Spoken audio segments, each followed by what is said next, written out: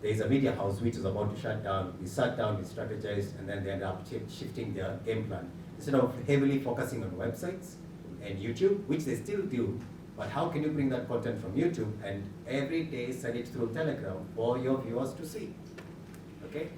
Here in Kenya, for example, and I'm sure in other African countries, WhatsApp is free. How do you generate content and then send it through WhatsApp? It doesn't have to be on YouTube. It can still be on YouTube, yes. But then you're missing out on the people who really might be needing it and they get WhatsApp for free. Yeah? So that is something I'm just throwing it out there for you to end up knowing.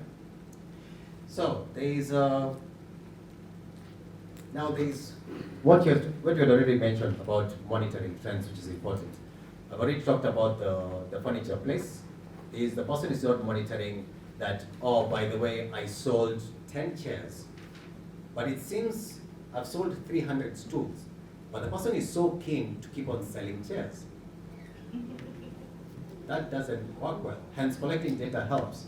So I'll give you a simple example. On my phone, I'm a motorcyclist. You might have seen me with the helmet. There's an app on my phone which I use to monitor the performance of my motorcycle.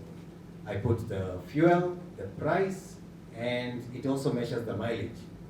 So if I see at one point I have used too much fuel, it informs me either one, I am riding the motorcycle badly, or there could be something wrong with my engine, I need it to be checked. So in the end, what I'm doing is I'm reducing money leaving my pocket because I'm trying to improve on efficiency. Okay, that is what you call being efficient, working smart. Okay, hence collecting data helps a lot. Yeah? So, for example, it can be like even in church. Let's say pastor is noticing. By the way, people tend to seem to come when a certain pastor is missing. Why? That is data to collect. Yeah. Okay, that is feedback.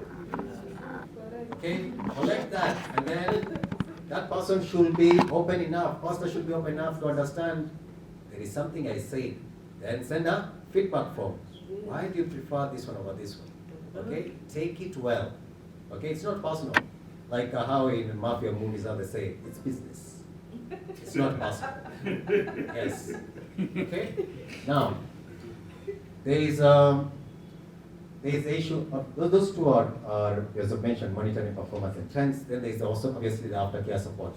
The one thing which I remember I told with the furniture person, I asked him if he was able to collect all that data about who bought when, where, and where they live and so forth.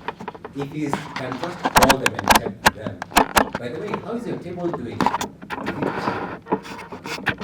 Messed up something. Let me come and observe how it is and maybe furnish it a bit. And then I tell you what you have done there is you have only bought well, but you have also done what? You have bought somebody to do something for you, which is called customer acquisition. They will inform other people. They will do free marketing for you. So customer acquisition costs reduce. You would be spending 300 shillings or $300 to get one client. But somebody doing free work to you, he'll be like, you know that fellow. He will even come to your house. Small, simple things, practical that you can be able to do. Okay? So, now, there is also the issue of, as I've already mentioned, the issue of localizing.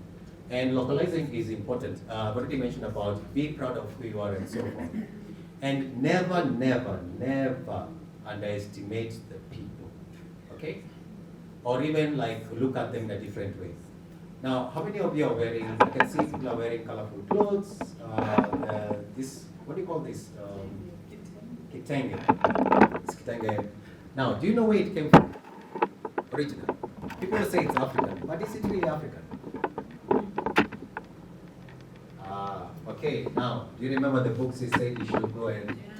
Yes, go. Now, there is a lot that we call African, it's not really African, yeah? I hear people saying, oh, we like eating this food, the potatoes are African. It's not African. It's not even Irish. It came from South America, then went to Ireland, then came here. Okay? Also maize and chicken and the others. You see a problem? Okay, now let's talk about this clothing, for example, localizing. This clothing came from Dutch. Okay?